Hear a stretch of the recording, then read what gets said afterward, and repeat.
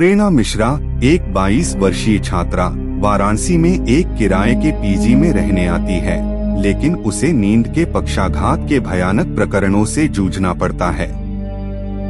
हर रात वह लाल आंखों वाले एक छायादार प्राणी का सामना करती है, जो हर बार उसकी हिम्मत बढ़ाता जाता है।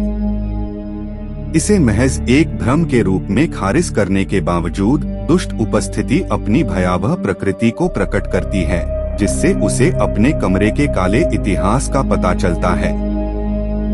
आखिरकार सुरक्षा की तलाश में प्रेरणा को भागने के लिए मजबूर होना पड़ता है और वह पीछे छोड़ जाती है नींद के परे क्या है इसका डरावना रहस्य।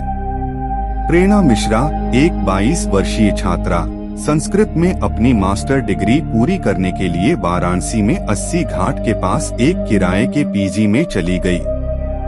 घर पुराना था, एक 2 मंजिला हवेली शैली की इमारत जिसमें एक और लड़की रहती थी और एक बूढ़ी मकान मालकिन द्वारा प्रबंधित किया जाता था, जो शायद ही कभी बोलती थी।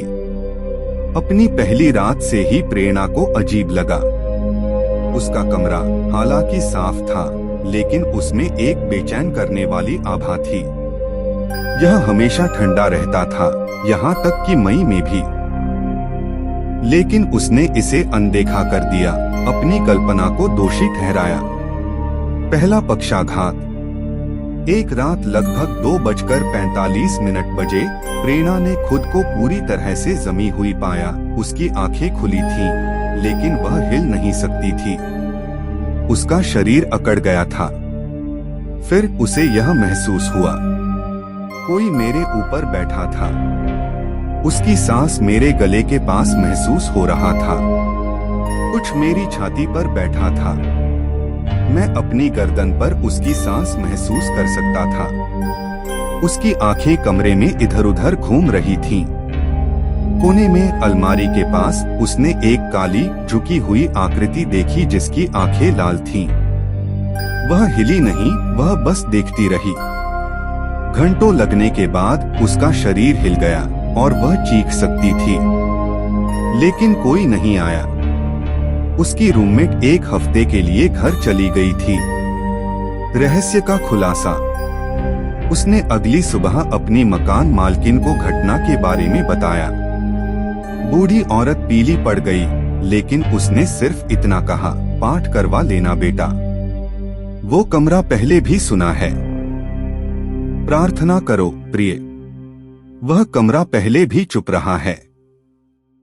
प्रेरणा ने इसे अनदेखा कर दिया, यह मानते हुए कि यह स्लीप पैरालिसिस है, जब तक कि यह फिर से नहीं हुआ। और फिर से आखिरी रात, जून की एक तूफानी रात में पैरालिसिस फिर से आ गया, लेकिन इस बार वह काली आकृति हिली। वह उसके पास रेंगती हुई आई, उसके अंग चटक रहे थे। वह उसके बिस्तर पर चढ़ गया। वह उसे किसी अनजान बोली में फुसफुसाते हुए सुन सकती थी, शायद संस्कृत, शायद कुछ पुरानी। फिर वह उसके कान में झुकी और फुसफुसाई, तुम्हें बुलाया गया है, लौट के मत जाना। तुम्हें बुलाया गया है, लौटकर मत जाना। अगली सुबह प्रेरणा की कलाई और छाती पर गहरे घाव थे। डॉक्टरों ने कहा कि यह नींद से संबंधित चोट हो सकती है, लेकिन वह उसी दिन पीजी से चली गई।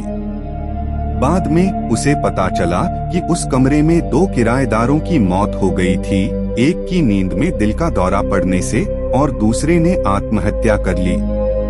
फियर फाइल्स एपिसोड की समाप्ति शैली। एपिसोड वॉइस ओवर के साथ समाप्त होता है। नींद एक ऐसी दौलत है जिसे हम रोज जीते हैं, पर जब नींद एक दरवाजा बन जाए तो उसके पार क्या होता है कोई नहीं जानता। नींद एक खजाना है जिसे हम हर दिन गले लगाते हैं, लेकिन जब नींद एक द्वार बन जाती है तो उसके पार क्या है यह अज्ञात है।